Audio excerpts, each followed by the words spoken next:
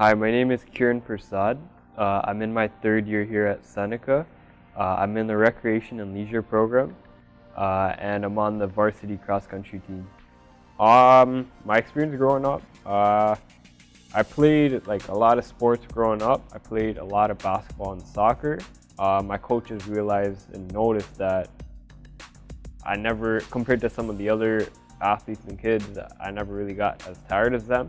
So my coaches recommended for me to try out for the cross country and the track team.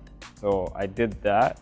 At first, I didn't really like it because, as some people would say, like track and cross country and like running in general is like, for someone who specializes in basketball and soccer, that running is like that person's like punishment. And so eventually that like punishment ended up turning into something that I love. Like just being able to run and, you know, do hill repeats, speed workouts, intervals. It all just turned into something that I love because I realized how good I was at it.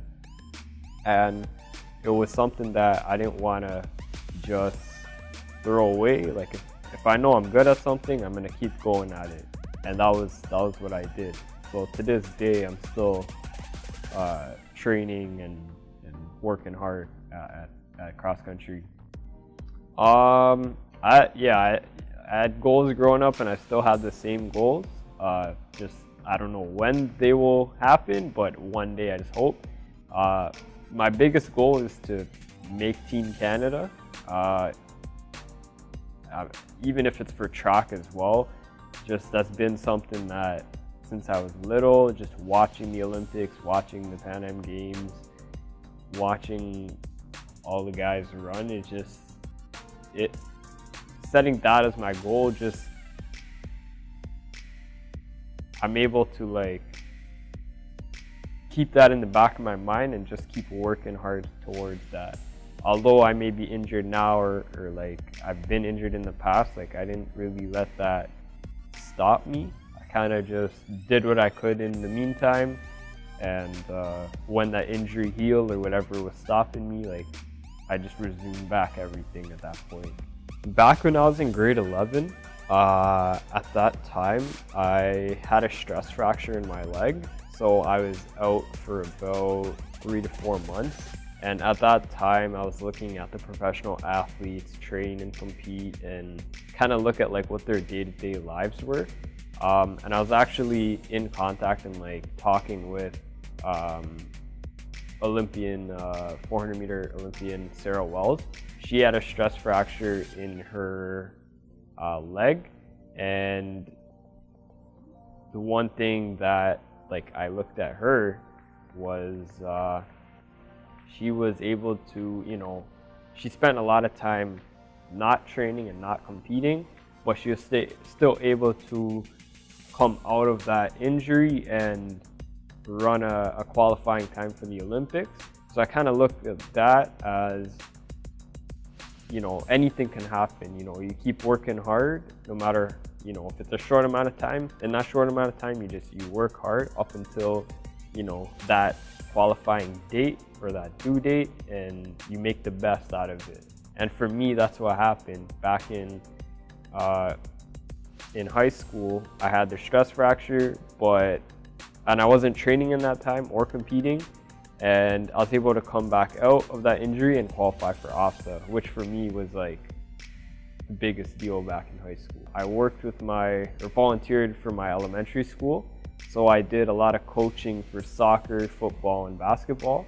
So I worked with the kids and the athletes. I kind of work with them individually, just so I could help tackle their weaknesses and their strengths, just to be able to help them in a particular skill or anything that they're having trouble with or anything they want to better themselves at. My first year was, to be honest, a lot of a struggle. I was working, training, competing, and I was in school, and I had other stuff going on too, but in my first year, it was pretty bad. I wasn't able to manage certain things. I was missing some class. I was kind of putting my athletics a little bit more before academics. And going into my second year, I had looked back on my grades and I was like, honestly, like I need to, make